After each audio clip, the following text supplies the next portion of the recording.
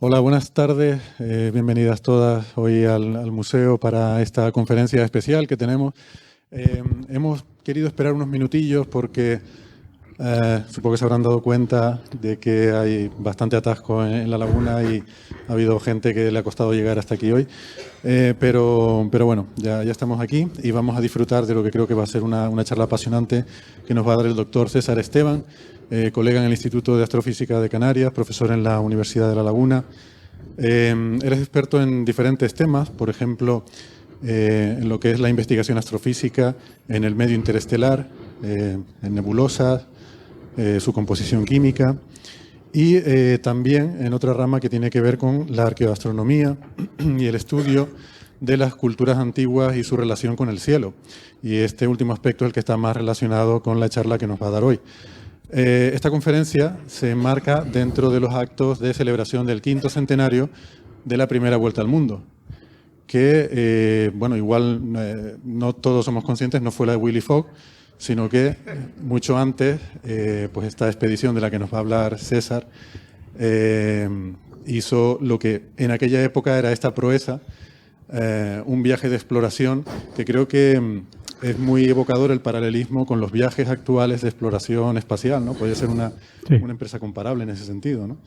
Entonces, bueno, desde ese punto de vista creo que nos gusta recordar estas proezas que se han hecho a lo largo de la historia y pensar que quizás las cosas que está haciendo ahora la humanidad, que estamos haciendo, puedan algún día ser vistas también en un contexto similar. Este es un evento sobre el que, bueno, quiero dar las gracias al Instituto de Astrofísica de Canarias por organizarlo, a todo el equipo, bueno, tenemos aquí a Rafael Rebolo, el director, a todo el equipo que ha participado en la organización de este evento, muchas gracias. Y también queremos comentarles que, bueno, han visto que se han repartido algunos obsequios, estamos así de generosos, se ha adelantado Papá Noel. Y luego, porque la generosidad de Elías es infinita, vamos a invitarles a un cóctel. Bueno, no es infinita, pero es como el universo, muy grande. Casi. Vamos a invitarles luego a un cóctel en la sala adyacente después de la conferencia. Esto espero que les motive para quedarse hasta el final. Yo creo que vale la pena. ¿Qué les quería contar? También hay una encuesta sobre un programa de mecenazgo que está promoviendo el instituto y, bueno, pues cuando pasemos a la sala del cóctel va a estar por allí Rocío Álvaro intentando que rellenen la encuesta con un dispositivo, con una tablet, pero también habrá unos códigos QR que pueden escanear con su teléfono móvil o con su dispositivo y pueden acceder y hacer la encuesta. Si quisieran tener el detalle de rellenarla, pues se lo agradeceríamos, ¿no? La red Wi-Fi, creo que ya se habrán dado cuenta, quizás no debería decir esto todavía, a lo mejor debería serlo al final, pero bueno. Sí, mejor dirlo al final. Hay una red Wi-Fi que es MSC pública, que es pública y no necesita contraseña, o sea que la pueden utilizar para rellenarse encuesta en cualquier momento. Bueno, les voy a dejar con la charla. Solo les quiero recordar que luego el próximo evento de cultura científica que tenemos en el museo es dentro de 2 semanas, el viernes dentro de 2 semanas, no la semana que viene, o sea, nos la tomamos descanso, pero ya la próxima, que es el último viernes del año, vamos a hacer un repaso a lo que ha sido el año en ciencia. Vamos a hablar de lo mejor y de lo peor que nos ha dejado el año 2019 en las noticias de la ciencia. Pero eso dentro de 2 semanas. Ahora les dejo con César, que nos va a hablar de este primer viaje de descubrimiento, esta primera vuelta al mundo. Gracias, César. Buenas tardes a todos. Muchas gracias, Héctor, por la bonita introducción. Bueno, antes de nada, una nota aparte, antes de empezar. Yo soy un astrofísico, hoy no le voy a hablar de cuerpos celestes, ni le voy a hablar de ecuaciones, le voy a hablar de historia y de navegación. No es mi especialidad, así que, y podría sonar un poco presuntuoso que dé una charla sobre esto, pero bueno, vamos a hacer lo que buenamente podamos y bueno, espero que no cometer demasiados errores y sobre todo pues entretenerles un poco y interesarles sobre este tema que ya verán que es muy bonito. Les voy a hablar sobre una hazaña que, bueno, a recordar, sobre una hazaña que todos conocemos, más o menos, pero que realmente fue importante. Yo creo que más importante de lo que nosotros podemos apreciar en principio o solemos apreciar aquí en este país. Es la primera circunnavegación, la primera vuelta al mundo que realizaron Magallanes y Elcano hace ahora 500 años. Empezaron hace 500 años, un 1519. Sin lugar a dudas, y eso yo creo que debe estar de acuerdo las personas de cualquier país, que es seguramente la mayor aventura marítima jamás realizada y tuvo una enorme trascendencia, como cualquiera puede suponer, y veremos al final, en la penúltima transparencia, veremos lo muy importante que fue. Esta expedición, como muchas cosas en el ser humano, en el mundo, tuvo un motivo económico. Los grandes esfuerzos, pues generalmente tienen motivos económicos. Y este motivo económico era la búsqueda de una de las grandes riquezas de la época, que eran las especias.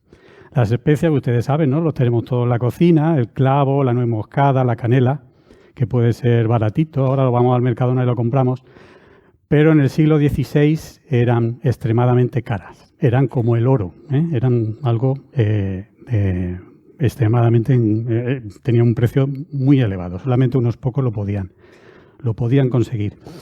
¿Por qué eran necesarias las especias? Pues porque en aquellas épocas la conservación de los alimentos era muy precaria, sobre todo la carne se echaba a perder rápido y había pocas formas de darle sabor o de matar ese sabor malo. Y entonces se utilizaban especias, más que por el sabor, era para encubrir el mal sabor, ¿no? Saturaba las papilas gustativas y ya nadie se daba cuenta de que aquello estaba malo, así, simplemente. Y la cuestión es que se encarecieron mucho a finales del siglo, bueno, a principios del siglo, bueno, entre el final del siglo XV y el siglo XVI también, por una serie de circunstancias, que es que, el comercio históricamente estaba dominado, el comercio en Europa de las especias estaba dominado por las repúblicas italianas de Génova y de Venecia, y a través de la ruta de la seda, como bien saben ustedes, a partir de Marco Polo. Y en 1453, el Imperio Otomano hace caer al Imperio Bizantino y en 1453 cae Constantinopla y la ruta de la seda pues deja de ser una opción viable. Entonces todavía se encarecen más las especias. Los portugueses consiguen llegar a la India y a las Islas Molucas, que son la fuente, unas pequeñas islas de Indonesia, las fuentes de las especias que se consumen en Europa. Logran llegar allí en 1512 y consiguen hacerse con el comercio, que era una cosa muy importante. Y bueno, en aquella época los españoles y los portugueses, que fueron las primeras potencias europeas que se lanzaron a la navegación oceánica, pues están en pura competencia. Los portugueses, que empezaron antes, se han expandido hacia el sur y hacia el este, han dado la vuelta a África y han llegado hacia el lejano oriente y hacia las Islas de las Especias. Y los españoles, en 1492, descubren América y después hay una serie de expediciones que intentan aumentar nuestra presencia en América. Y esa idea, también era la idea original de Colón, que era llegar a las Islas de las Especias por poniente, por oeste. Y bueno, en 1494 hay un tratado y se divide, que todos lo sabemos, ¿no? El Tratado de Tordesillas, que divide el mundo en dos esferas de influencia, situado a 370 leguas al oeste de Cabo Verde, y entonces los portugueses se expandirían hacia el este de esa línea y los castellanos hacia el oeste. Entonces, ¿por qué aparece la expedición de Magallanes? Pues en 1513, Núñez de Balboa, un explorador español, atraviesa el Istmo de Panamá y encuentra que hay un mar al otro lado de América. Le llaman Mar del Sur y era la primera vez que un europeo se encuentra con el Pacífico, lo que después se llamarían nuestros colegas de la expedición de Magallanes Pacífico. En aquella época también había pocas dudas de que la Tierra fuera redonda, aunque no había no había todavía la prueba directa. Pero se pensaba que era redonda, muy posiblemente, pero bastante más pequeña de lo que era, lo que sabemos que es ahora. pues un tercio más pequeño, casi la mitad. Y los cosmógrafos, los geógrafos de entonces, habían echado el meridiano del Tratado de Tordesillas hacia el este y habían encontrado que quizá lo más probable, teniendo en cuenta el tamaño que ellos entendían que tenía la Tierra, las Molucas podrían caer dentro del hemisferio español, dentro de la esfera, la zona de influencia española. Y entonces, dos portugueses, Fernando de Magallanes y Ruy Faleiro, proponen al rey Carlos I en 1518 una expedición, un proyecto de expedición para intentar llegar a las moléculas, no le digo, es que soy astrofísico, a las Molucas por poniente. Eran dos portugueses, sí. Fernando Magallanes tiene sentido que propusiera esto porque él era militar y navegante y él había estado ya 8 años, había estado por la India y había llegado hasta Malaca. Y se llevaba muy bien, era amigo de un portugués que fue consejero del sultán de Ternate. Ternate es una de las Islas Molucas y se carteaba con él. Y entonces tenía pues idea de dónde estaban situadas y sabía pues cómo se podía llegar y bueno, y tenía ciertos contactos que también eran importantes. Entonces propone esto al rey Carlos I, lo aprueba. La Casa de Contratación de Sevilla no lo aprobó, pero Carlos I sí. Y entonces, pues bueno, da vía libre a la expedición. Esto es un mapa de la época, poco antes, 1508, similar al mapa también conocido de Juan de la Cosa, que era parecido. Y aquí representan la Sudamérica. Esta zona de aquí está inventada, básicamente.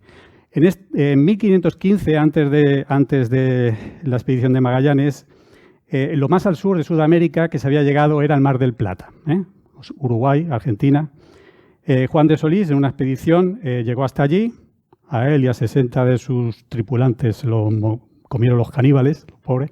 Pero ese era el límite inferior, o sea, el límite sur, donde habían llegado las expediciones. Y Magallanes creía que habría un paso en esta zona del continente americano para llegar al Mar del Sur. La flota se componía de 5 naos, que son 5 barcos de 3 palos, con velas cuadradas, excepto la de atrás, se llama el palo de mesana, que es el palo de popa, que era de vela latina triangular. Esto es la característica típica de las naos. Las naos no eran muy grandes, eran de entre 120 y 75 toneladas. Había naos de hasta 500, o sea que no eran naos especialmente grandes. La eslora, o sea, lo que podrían medir sería unos 25 metros, o sea, no tenía mucho espacio. Y la tripulación rondaba entre 30 y 60 cada una. En total hacían 243 hombres, 57% de ellos españoles, 17% portugueses y después de muy diferentes procedencias. De los españoles, la mayoría eran andaluces, porque partió de Sevilla principalmente, y un 20% vascos. El viaje comenzó el 10 de agosto de 1519 y acaba el 8 de septiembre de 1522, recorriendo más de 70.000 kilómetros, buena parte de ellos, surcando mares desconocidos, absolutamente desconocidos, para los europeos al menos. Hay varios documentos sobre la expedición. Uno es el de Francisco de Albo, que era griego. Este señor empezó como contramaestre de la Trinidad, contramaestre era el 4º en el rango, y vuelve como piloto de la Victoria. Este hombre es muy preciso, es el que da la posición cada 2 días del barco y da sobre todo los detalles técnicos de la navegación. Y otra es Antonio Pigafetta, que es un italiano supernumerario que llaman, era como un voluntario, era un noble italiano que se entera de que va a haber esta expedición y se presenta como voluntario. Y era un poco hombre de todo y al final sirve de intérprete y de cartógrafo. Y este señor escribió una relación, pues una historia, como un diario de la expedición, y es de donde principalmente sacamos la información de todo. También hay varios documentos que lo redactaron terceras personas que estuvieron en contacto con algunos de los tripulantes y recogieron datos o narraciones que ellos le daban. vamos a ver un poco cómo se desarrolla este viaje. Aquí tenemos la ruta dibujada. Aquí, bueno, puede haber un poco de confusión porque esta es la ruta de ida y esta de aquí es la ruta de vuelta. El 10 de agosto zarpa la flota desde Sevilla y unos días más tarde llegan a Tenerife. Antes de llegar a América es la última, bueno, la etapa intermedia. Tienen una escala en Tenerife, paran en 2 puertos. Uno posiblemente es Santa Cruz, el puerto de Santa Cruz, aunque durante un tiempo estuvo dudando que fuera Garachico, pero parece que está claro que está en Santa Cruz porque apareció un documento hace poco que cita directamente que fue el puerto de Santa Cruz. Y en este puerto lo que hacen es conseguir bastimentos, ¿no? Carne, leña, todo lo de agua principalmente también. Y después paran también en Montaña Roja, en Granadilla. Paran allí por 3 días porque esperan una galera que les lleve brea y también embarcan 4 nuevos tripulantes. Posiblemente esos tripulantes, algunos dicen que podrían ser gente de confianza del duque de Medina Sidonia, que estaba un poco interesado en el asunto y no lo dejaron que embarcara ningún tripulante en Sevilla, pero no está claro. Estos 4 tripulantes, no se sabe muy bien la procedencia. Pedro de Indarchi, o después en la relación de Pigafetta le llaman de Tenerife, Andrés Blanco, Blas Alfonso y Hernando López. Solamente uno de ellos vuelve, que es Pedro de Indarchi. Este Pedro de Indarchi no se sabe si era portugués o vasco. No está muy claro. Una vez abandonan Tenerife, donde apenas pasan una semana, antes de llegar a América ocurre algo muy importante, que es atravesar el Ecuador, la línea equinoccial, como se llamaba entonces. Atraviesan la línea equinoccial entre África y América y Pigafetta recoge de que pasado la línea equinoccial se perdió la referencia a la estrella polar.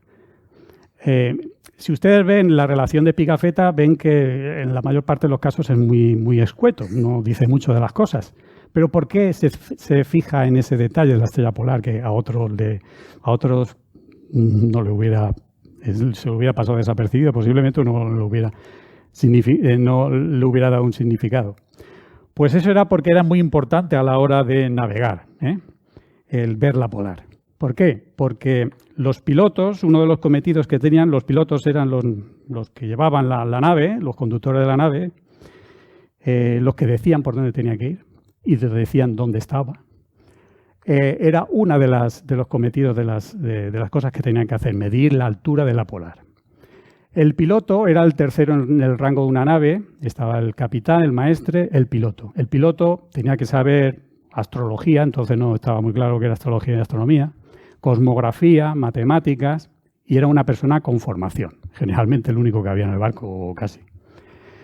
Entonces estaba encargado de calcular la posición en que estaba el barco, la longitud y la latitud geográfica, las coordenadas, la velocidad y la distancia recorrida, y también mantener el rumbo del barco. O sea, que era una persona importante.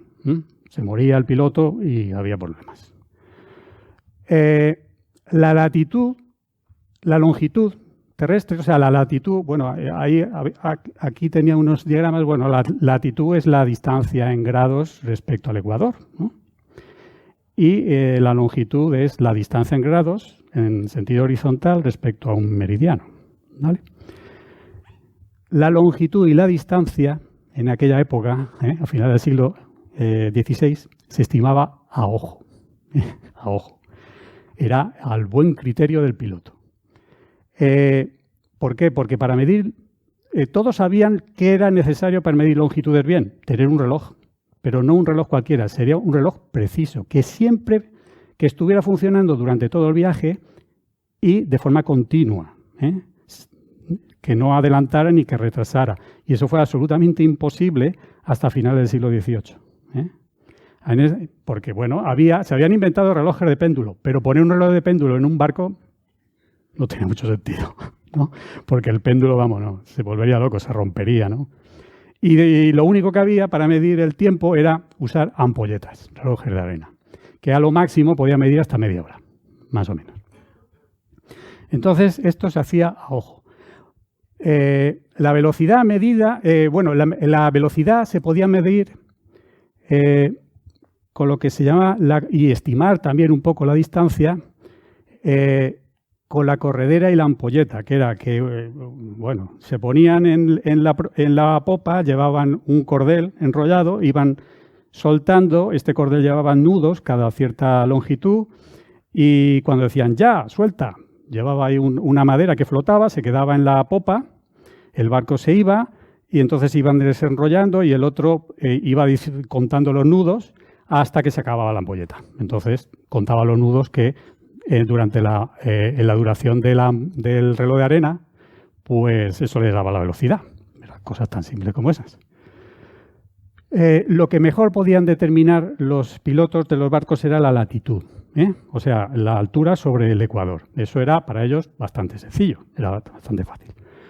Y para eso utilizaban la altura de la polar respecto al horizonte, eso te daba la latitud, o también la altura del sol al mediodía, porque sabiendo la posición, la declinación que se llama del sol cada día, pues y midiendo la altura del sol al mediodía, cuando cruza tu meridiano, podían sacar fácilmente la latitud. Esas eran las dos opciones que tenían. Y para eso usaban varios instrumentos. El astrolabio, que es un instrumento que viene de la Edad Media, los árabes, y lo podían medir, pues se colgaba por el pulgar y esto es un ciclo graduado que medía los grados de altura. Esto se llama la alidada, que tenía dos plaquitas con un orificio. Dos plaquitas cuadradas con un orificio que estaba destinado a cuando observabas el sol no te quedaras cegado, que vieras solamente un puntito de luz. Y entonces esto lo movía la alidada hasta que veías el sol o la estrella polar y entonces medías la altura. El problema de esto es que, claro, tú lo estás agarrando de aquí, del pulgar, por el propio peso del astrolabio se queda en vertical, hace como una plomada, pero claro, el barco se mueve y solamente tiene un punto de apoyo, entonces eso pendulea. Entonces, imagínense ustedes, para ver la polar a través de dos agujeritos, eso era muy complicado, pero lo hacían, De todas formas, en esta época hubo una mejora tecnológica, que era el cuadrante, que se conseguía pues mayor estabilidad. La visión era, bueno, aquí lo podemos ver, aquí estaban las dos pínulas estas, los dos agujeritos, y el hombre lo mira directamente y la vertical se establece por la plomada. Y esto porque es mejor que el astrolabio, porque lo puedes coger con dos manos. Era más estable. Y después, ya más tarde, pues este método era el método preferido, que era la ballestilla. Que aquí podemos ver que lo que se hace, bueno, son dos palos. Uno de 1 metro más o menos, que se llama el virote, creo, y el otro la sonaja, que un palo perpendicular que se va moviendo. Entonces, cuando el palo perpendicular está en el extremo, está midiendo 10 grados aproximadamente, que era el mínimo que podía medir, y después, según iba acercando este palo, pues podía medir mayores alturas. Entonces, con eso se podía medir. El sol tenía problemas porque te podía cegar, pero bueno, era una forma de medirlo. Con esto se lograba menos precisión que con los otros dos, pero era más útil. El error, fíjense que el error máximo teórico para usar estos instrumentos sería de medio grado, que corresponde sobre la Tierra a unos 50 o 60 kilómetros. Fernando de Albo, que era uno de los pilotos, de la expedición, en sus medidas lograba conseguir, se ha constatado que lograba conseguir una precisión de hasta 20 minutos de grado, que son aproximadamente unos 30 y pico kilómetros, o sea que estaba bastante bien. Eran gente que tenía buen ojo. También todavía existía la brújula magnética. Bueno, ya existía la brújula magnética, desde la Edad Media. Y, da el rumbo respecto al norte magnético. Eso también se sabía y se intentaba corregir también con observaciones de la polar y del sol.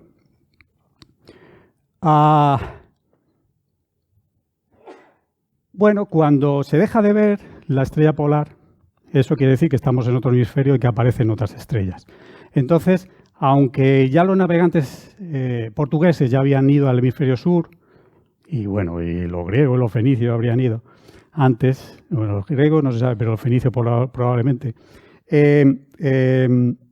Estos nuevos cielos contienen otras nuevas constelaciones que eran en buena parte nuevas para los europeos.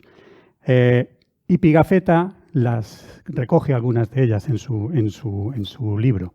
Por ejemplo, bueno, él dice que el polo antártico no goza de las mismas constelaciones que el Ártico. De hecho, no hay ninguna estrella que pueda servir de polar, ninguna estrella brillante que pueda servir de polar, al contrario de lo que ocurre en el norte.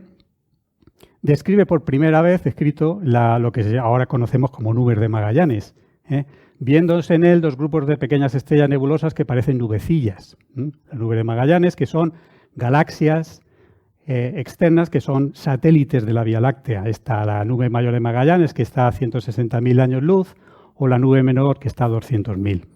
Son las primeras referencias escritas sobre ellas. También habla de en medio de estos grupos dos estrellas brillantes, cuyo movimiento es poco aparente, indican el polo antártico. Podrían ser estas dos, que son Alfa y Beta Centauro, que son muy brillantes, Hadar y Rigil Kent, o también Achernar y Canopus, que no están muy lejos. Esto no está claro. Y bueno, y lo que sí que está claro es que describen lo que es la Cruz del Sur, lo que llamamos Cruz del Sur. Son nuevos cielos con los cuales tienen que empezar los navegantes a familiarizarse y a establecer nuevas técnicas para calcular latitudes. El 13 de diciembre de 1519 llegan a Río de Janeiro por primera vez a América, hace una parada técnica sin problemas. Llegan al Río de la Plata, al límite de que se conocía hasta entonces, y la nave más pequeña, la Santiago, naufraga. Intentando explorar el río Uruguay, naufraga. Todavía no hay ningún muerto en estos desastres. No, todos los tripulantes fueron salvados. Y después siguen buscando el paso del sur. A partir de aquí están buscando en terreno desconocido el paso del sur. A ver si hay algún estrecho que comunique con el Mar del Sur. Y el 31 de marzo de 1520 llegan a la bahía de San Julián. Ahí invernarán 5 meses porque llegan ya empezando el invierno austral. Y ahí tiene un motín. Un señor que se llama Juan de Cartagena, uno de los capitanes de uno de los barcos. La verdad es que Magallanes, al ser portugués, despertaba ciertos recelos entre los capitanes españoles y también porque había hecho ciertas maniobras cuando estaban cerca de África y, bueno, había ciertos mosqueos, ¿no? Entonces el señor Juan de Cartagena hace un motín, bueno, y matan a otro de los capitanes de un barco. Pero se logra contener el asunto y dejan a Juan de Cartagena junto a un capellán en tierra. Ahí también es donde encuentran otras culturas nuevas, como son los patagones. Los patagones pues son los tehuelches, que se llaman un conjunto de pueblos indígenas que viven en el cono sur americano, en la Patagonia. Entonces estos tenían la particularidad de que eran muy altos. Bueno, hay que tener en cuenta también que los españoles entonces eran muy bajos, con lo cual el desnivel era importante. Entonces eso les llamó mucho la atención porque para ellos era una altura monstruosa. A uno de ellos, a un pobre, lo cogen y se lo llevan en presencia del capitán general delante de Magallanes y se maravilló mucho y hacía gestos en su dedo hacia arriba, indicando posiblemente creía de que los españoles venían del cielo, ¿no?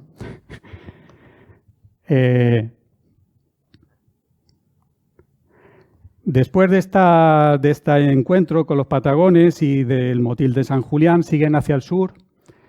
El 21 de octubre de 1520 llegan ya al cabo ellos lo llaman el Cabo de las 11.000 Vírgenes, que es ya la entrada a lo que ahora se conoce como Estrecho Magallanes. Aquí se toman su tiempo porque tienen ahí un laberinto de bahías, entonces tienen que ir acertando cuál les lleva hacia la salida. Entonces hay parte de la flota se adelanta para explorar Y aquí tienen otra baja en la flota. Una de las naos, la más grande además y la que tenía mayor cantidad de bastimentos, abandona. Una noche en la San Antonio deserta y vuelven directamente a Sevilla. Tardan 6 meses en volver, por el camino descubren las Malvinas, vuelven y bueno, tienen sus problemas, ¿no?, legales por el acto. Están allí cerca de más de un mes, 30 y pico días, y el 28 de noviembre de 1520 ya salen del estrecho Magallanes. Ya llegan al Pacífico. La primera vez que una nave europea llegaba al Pacífico. Tuvieron mucha suerte porque al llegar al Pacífico encontraron muy buen tiempo. No les molestaron las tempestades y además viento a favor, con lo cual estuvieron tranquilamente navegando, entre comillas, y por eso le llamaron Pacífico. Para ellos era un mar Pacífico, le llamaron Océano Pacífico. Ellos fueron los que bautizaron al océano. Estuvieron 100 días sin tocar tierra por un océano completamente desconocido. Además, si ustedes ven un mapa del Pacífico, lo ven que está sembrado de estrellas. Otra vez. Somos astrónomos, estamos hablando en público sobre algo, nos salen términos astronómicos, lo siento. Son islas, ¿no? Está sembrado de islas, pero tuvieron la mala fortuna de no encontrar casi ninguna en el camino. Una mala suerte de verdad, ¿eh? Aún así encontraron algunas. Aquí, la primera que encontraron fue el 24 de enero, en la isla que ellos llamaron San Pablo, pero que ahora sabemos que es Puca Puca, que está en el archipiélago de las Tuamotu, en la Polinesia francesa actualmente, y la isla Flint, que está en Kiribati. Y la cuestión es que estas dos islas estaban deshabitadas y además no pudieron encontrar puerto, no pudieron bajar. Ese es un problema también, que uno piensa que llega a un sitio y puede parar el barco y bajarse. Pues no, muchas veces no se puede. Y eso tuvieron la desgracia de encontrar dos islas con ese problema. A estas islas le llamaron las Islas Infortunadas, por obvias razones. Y bueno, en estos 100 días de navegar sin parar, pues la verdad es que fueron terribles porque la gente se iba muriendo y además estaban navegando no sabían lo que encontraban, no sabían si iban a morir, no sabían si iban a llegar a algún sitio y obviamente uno puede pensar que estarían en una situación completamente desesperada, ¿no? Era tan desesperada la situación que, bueno, tenían que comer polvo, tenían que comer serrín, ¿no?, de galleta, lleno de gusanos, impregnado en orinas de ratas. El agua que bebíamos era pútrida y hedionda. Nos hemos visto obligados a comer los trozos de cuero que cubría el mástil mayor y las ratas se pagaba hasta medio ducado por cada una de ellas, debía ser bastante dinero. Y nos vimos atacados por una especie de enfermedad que nos inflaba las mandíbulas hasta que nuestros dientes quedaban escondidos. Es una de las primeras referencias al escorbuto. Entonces iban muriendo marino tras marino en esos 100 días. Bueno, y un día alegre, el 6 de marzo de 1521 llegan a Guam, que es la primera isla habitada y donde pueden surtir, ¿no? Pueden parar. Y es, de hecho, el primer contacto que tiene un europeo con una cultura oceánica, o sea, con un pueblo de las islas del Pacífico. El primer contacto directo. Al llegar los barcos, estos señores micronesios, los chamorros de Guam, que se llamará posteriormente, eran muy hábiles marineros. Tenían unas barcas que iban rapidísimo, las praos, que le llaman. Y entonces empezaron a rodearlos. Y la cuestión es que se maravillaron tanto estos señores que empezaron a robar cosas, sobre todo cosas de metal, que no lo conocían. Y le llamaron la isla de los ladrones. Después, esta isla se quedó con ese nombre, pero en 1668 un cura español pues, se propuso evangelizarlas y en 1668 las colonizó, empezó la colonización y le llamaron Islas Marianas, en honor a la reina Mariana de Austria. Estas islas se mantendrían españolas hasta 1898. Aquí podemos ver Plaza de España, donde fue la capital. Casi nadie sabe la historia de Guam, pero es una cuestión curiosa. Y bueno, ahora que hablamos un poco de las culturas oceánicas, voy a hablar un poquito sobre estas gentes que estaban allí, porque son importantes. Estábamos centrándonos desde un punto de vista de los europeos, pero ¿qué gente había ahí? ¿Y cómo? Porque en el momento en que llegan los europeos allí, todas las islas estaban habitadas. Y también fueron hazañas, ¿eh? Fueron hazañas que han pasado desconocidas para el resto del mundo. Esta gente eran hábiles marineros, obviamente, y geográficamente y culturalmente el Pacífico está dividido en estas zonas: Micronesia, Melanesia, Polinesia, también racialmente. Pero todas estas islas se poblaron de distintas oleadas, esto es lo que sabe la arqueología. Salieron posiblemente del sureste asiático. Las islas de Micronesia se poblaron antes de la edad cristiana. La Polinesia también muy pronto, la isla de Samoa en el 1000 a.C. y a partir de Samoa se pobló en el 200 a.C. la zona polinesia francesa, y la zona de Tahití, de las Islas de la Sociedad, fue un foco de exploración. En el 300 después de Cristo se llegó a la isla de Pascua, en el 400 a Hawái y en el 1000 a Nueva Zelanda. Prácticamente todas las islas de cierto porte, de cierto tamaño, estaban pobladas cuando llegaron los europeos. Y todo eso fueron hazañas de gente marinera, gente que era muy hábil navegando. Tenían unos barcos excelentes y que podían llegar a ser muy grandes y que podían llegar incluso a cientos de personas. En algunas zonas, en la actualidad incluso, en algunas zonas, sobre todo las Islas Carolinas, que también ese nombre se debe a un rey español, se mantiene la navegación tradicional, la que utilizaban antiguamente sin instrumentos modernos.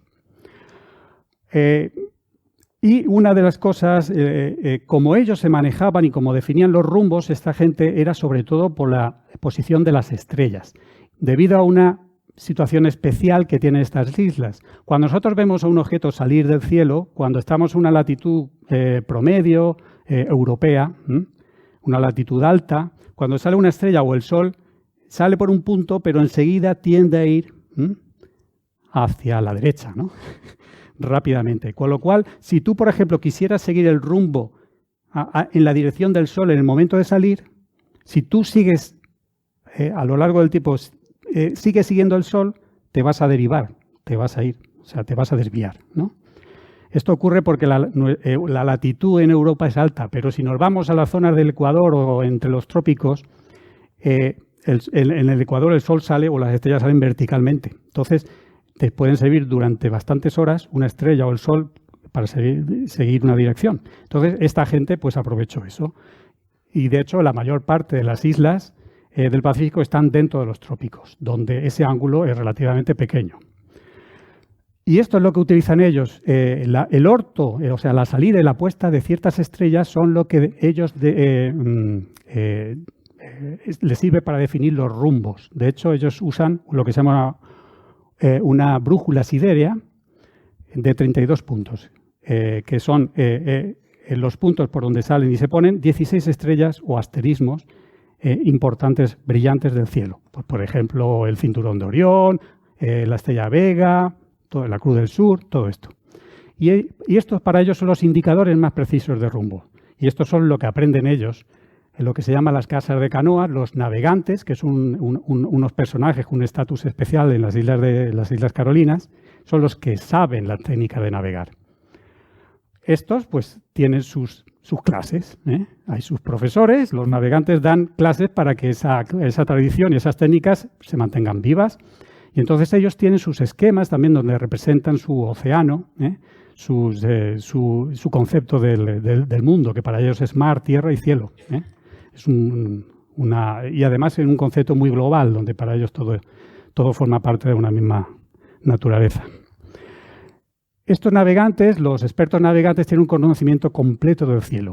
Ellos saben, por ejemplo, para ir a tal isla, desde mi archipiélago, yo sé qué estrellas tengo que seguir. Y no solo la estrella principal que define esa brújula siderea, Vega, lo que sea, sino todas las estrellas que cuando esta estrella de referencia se me está yendo muy hacia arriba y ya no me sirve para definir el rumbo, todas las estrellas menos brillantes que están en esa posición. Con lo cual, él, en cualquier momento de la noche, por su conocimiento ya enciclopédico del cielo, sabe hacia qué punto dirigirse. Mientras no esté nublado, pues sigue bien. Y además, todas estas culturas diferentes a las europeas, resulta que también tienen unas estructuras mentales diferentes algunas veces, ¿no? Y resulta que ellos, el esquema del mundo que ellos tienen es que ellos consideran, tú hablas con los navegantes, y ellos consideran a la canoa y a la estrella como objetos fijos. Lo que fluye son las islas. Es muy bonito, ¿no? Otras técnicas de navegación tradicional que siguen ellos, la posición del sol durante el día también. La brújula magnética la usan solamente cuando está nublado. Y también una cosa muy interesante es la dirección del mar de fondo. El mar de fondo no es las olas, no es el viento. El mar de fondo es movimientos de olas, ¿no? de baja amplitud y baja frecuencia, de pequeña amplitud y baja frecuencia, que son muy estables, sobre todo en momentos del año determinados, y ellos las conocen en la zona donde vayan a navegar. Dicen que eso, lo que es importante es la sensación táctil, ¿no? No es solo el ojo, sino el tacto. Y algunos autores dicen que algunos de estos navegantes se sientan, ¿no? En sitios tranquilos. Normalmente algunas de estas canoas tienen cabañas. El navegante se sienta y con los testículos nota el movimiento del mar del fondo. Eso es otra dirección, ¿no? El mar de fondo es estable, pues tú puedes definir direcciones de acuerdo al mar de fondo. Bueno, ahí tenemos sentado en su banco de navegante, porque el navegante tiene que estar en un sitio determinado, porque él también ve también y elige el rumbo según cómo están las estrellas situadas respecto al mástil, respecto a elementos de su barca que él conoce bien, ¿no? Entonces es todo uno con ese objeto, ¿no? De hecho, la gente de las Islas Carolinas se llaman a ellos los Rei Metau, que quiere decir la gentes del mar abierto. Y consideran al océano no como como un obstáculo, ¿no? Sino como un nexo de Orión. Es lo que les une al resto de las islas, en su mundo, ¿no? Bueno, vamos a volver, ya me había ido, pero también es importante hablar de los otros, ¿no? De la otra gente que nos encontramos cuando vamos explorando. Nuestros navegantes llegan a las Filipinas en el 1521, le llamarán San Lorenzo, más tarde se llamarán Filipinas, y ahí, en la isla de Cebú, Magallanes entabla amistad con el rey de esa isla, el rey de Cebú, y hace una cosa que no debía haber hecho, que es meterse en follones políticos. Entonces él, este rey de Cebú, tenía con otro reyezuelo de otra isla, pues un problema de no le pagaba lo que le debía, y entonces fue a ayudarle de forma militar. Fue una expedición con Magallanes con una serie de soldados, se confió, le tendieron una emboscada y murió. El 27 de abril muere Magallanes en la batalla de Mactán. Y no solo eso, el 27 muere, también varios de los tripulantes, pero es que después el rey de Cebú, el que era muy amigo de Magallanes y de los españoles, pocos días más tarde los invita a todos a una cena. Esto es como la boda roja en Juego de Tronos, pues igual. Los invita y a los postres los mata. 26 tripulantes mueren. Algunos estaban mosqueados y logran salvarse y todos los barcos se van. En ese momento ya se dan cuenta, ahí quedan 3 barcos de los 5 que salieron, pero se dan cuenta de que no tienen tripulantes suficientes para mantener los 3 y queman uno, la Concepción. Entonces el Cano se queda como capitán de la Victoria, lo nombran capitán de uno de los barcos que quedan. Aquí aparece ya Juan Sebastián Elcano, que había empezado como contramaestre, que era el 4º en el rango de una de las naves y ahora acaba como capitán. Elcano es vasco, de Guetaria, creo. Era vasco. Después de esto, las 2 naves que quedan, bueno, pasan unos meses navegando por Filipinas y Borneo, porque ellos todavía siguen buscando el objetivo de la expedición, que eran las Molucas, las Islas de las Especias. Siguen Y llegan, el 6 de noviembre del 21 llegan a Tidore, Molucas, y cumplen el objetivo de la misión. Logran hacer lo que les había comentado el rey. Y ahí cargan especias, logran cargar las 2 naves con especias, con un cargamento muy, muy valioso, y las naves intentan zarpar el día 21 de diciembre, pero resulta que la Trinidad, la más grande, hace aguas. Está dañada. Entonces se tienen que parar. Y deciden, Elcano, aunque tenían órdenes de no tocar los territorios del rey de Portugal, ven que tienen escasas posibilidades de vuelta. Pero deciden los 2 capitanes de las naves que quedan que uno, el de la Trinidad, se queda a reparar el barco e intenta lo que llaman el tornaviaje, la vuelta por el camino de ida, la vuelta por el Pacífico. Y Elcano intentará hacerlo por territorio portugués, por África. En eso deciden y Elcano se va hacia África. Bueno, y por lo visto el farewell fue bastante triste entre ellos, ¿no? Muchos de ellos, casi todos, no se verían, ¿no? Bueno, ¿qué ocurrió con la Trinidad? La Victoria, el otro barco, el de Elcano, es el que llega, el que vuelve, pero la Trinidad también es importante lo que hizo. La Trinidad se tira varios meses reparándose, el 6 de abril sale al mando de Gómez de Espinosa con 55 tripulantes. Se va intentando volver por el Pacífico. Llega hasta los 42 grados de altura, más allá de Japón. Bueno, al norte de Japón. Pero les pilla una tempestad y tienen que volver. Fueron muy desafortunados porque justamente eso es lo que hay que hacer para volver por el Pacífico. Para el Pacífico, cuando tú vas de este a oeste, en la dirección que ellos habían ido, si vas cerca del Ecuador es muy rápido, las corrientes te tiran para allá directamente. Pero para volver tienes que subirte a 40 grados y pillar la corriente Kuroshio que te lleva como una bala hacia California. Eso es lo que después, 40 años más tarde, encontraría otro navegante, Andrés de Urdaneta, un vasco. También fue el primero en conseguir el tornaviaje, que es ir a Filipinas y volver. Porque entre este viaje y 1560 hubo varias expediciones españolas que llegaban a las Filipinas pero no sabían volver. Ese es el problema.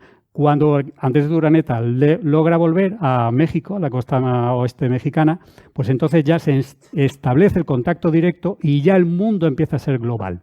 Todas las partes del mundo conocido están conectadas. Bueno, tienen grandes daños, la nave y tiene que volver. Tiene que volver a Tidore, pero regresan solamente 20 tripulantes. Han muerto 30 por el camino, 35. Pero además son apresados por los portugueses y de esos que son apresados solamente volverán a España 3 de esos 55. Muy triste. Bien, ¿y qué pasa con Elcano? Pues Elcano tiene que atravesar el Índico, que tampoco, por esa parte, tiene que alejarse de las costas, porque en las costas le pueden apresar los portugueses. Entonces se ve impelido, ¿no?, a navegar por el sur del Índico, por donde nadie había surcado antes.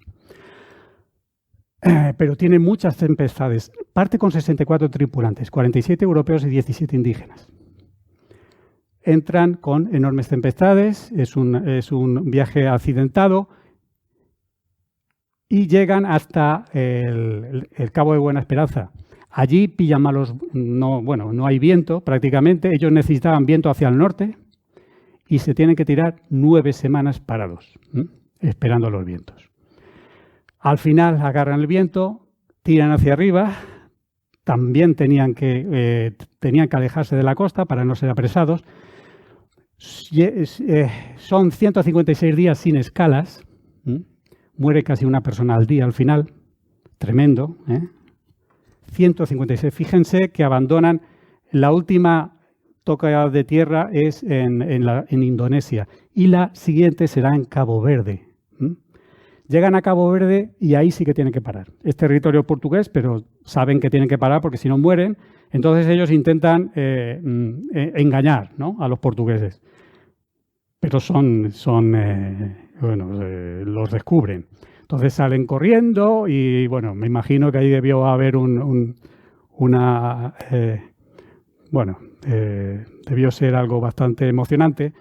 Y son 18 tripulantes son apresados. El resto logra escapar con la nave Victoria, y sale, cortando hacia el norte.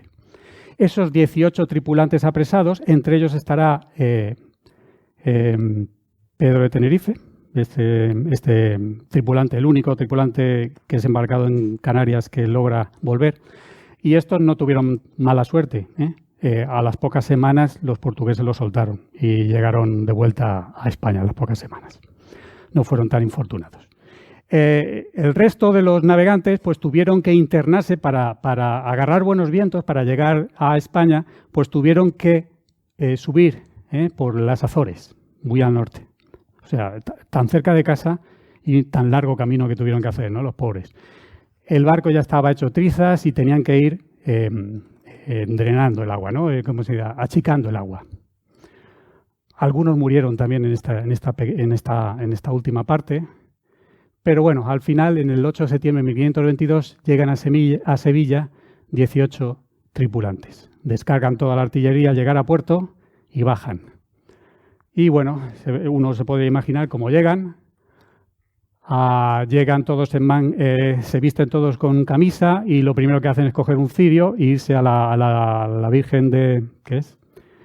A la Virgen de la Victoria, Nuestra Señora de la Victoria en Sevilla, a rezarle porque ellos habían hecho promesa a la Virgen de la Victoria que si salían vivos iban allí, ¿no? Y eso es lo primero que hicieron, coger un cirio e irse a la iglesia. El destino de la tripulación, pues sabemos de algunos, de otros no, pero sabemos que un poco más de la mitad fallecieron, y de todos hubo 33 que lograron dar la vuelta al mundo, ¿no? Los 18 de la Victoria, 12 que fueron rescatados en Cabo Verde, apresados en Cabo Verde, aquellos que le hablé, y 3 supervivientes de la Trinidad, todos esos. El resto, pues de los 240 y pico que fueron inicialmente, unos 50 volvieron a San Antonio, que fue la primera nave que desertó, y el resto pues fueron algunos desertores, gente que se quedó apresada en alguna escala intermedia. El rey pues le dio algunos títulos a Elcano, le dio este escudo con especias, la canela, clavo y nuez moscada, y un globo y un escudo rematado con un globo terrestre con el lema de fuiste el primero en darme la vuelta. Le dio una pensión de por vida, pero duró poco, porque en 1526 se embarcó en otra expedición que fue al Pacífico, pero murió en la travesía. Le duró poco. La fama y el dinero. ¿Qué repercusiones tuvo el viaje? Pues muchas, y es que hay que pensarlo, ¿no? La primera demostración directa de la redondez de la Tierra. Ya nos gustaría tener un Nature con eso, ¿no? A los que somos astrofísicos. Demostración directa de la redondez de la Tierra. Fijación del tamaño real de la Tierra. Es la primera vez que se sabe el tamaño que tiene la Tierra. El descubrimiento de la conexión entre el Atlántico y el Pacífico, el descubrimiento del estrecho Magallanes. El reconocimiento de las dimensiones reales del Océano Pacífico. El descubrimiento de un nuevo ámbito geográfico y cultural, o sea, un nuevo continente, la Oceanía. La primera vez que se conecta globalmente el mundo. El descubrimiento de Filipinas, y como astrónomo, pues tengo que acabar con un descubrimiento astronómico, las nubes de Magallanes y varias constelaciones australes. Entonces yo creo que una de las expediciones más trágicas, pero más exitosas científicamente de todas las que se han podido realizar, seguramente, ¿no? Seguro no, yo creo que es seguro, ¿no? Si Magallanes o Elcano hubieran sido ingleses o franceses, seguramente todos conoceríamos mucho más de ellos. Habría series en Netflix sobre esto. Esto necesita una serie en Netflix, o 2. Películas, pero no hay ninguna. O sea, ¿en qué estamos pensando? Tenemos enormes cosas de que estar orgullosos. No hay que ser patriota ni nada de esto, ni estar con la banderita todo el rato, ¿no? Hay que ser conscientes de lo que hemos hecho, de lo que han hecho nuestros antepasados, ¿no? O lo que hemos hecho en este país, ¿no? Bueno, malo, pero también bueno. Estas cosas son unos ejemplos de lo que tenemos que estar orgullosos y creo que obviamente es algo de lo que tenemos que conmemorar y recordar, ¿no? Muchas gracias.